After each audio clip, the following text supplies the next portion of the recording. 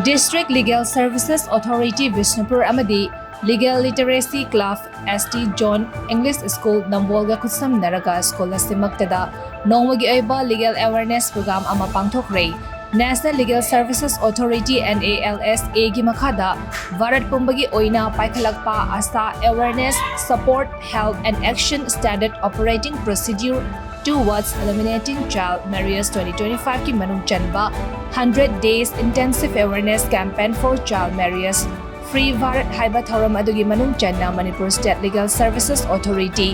MASLSA gi meeting makhada pangthokibani prohibition of child marriage 2026 ta hena meeting thamlaga pangthokpa thoram aduda saruk yakiba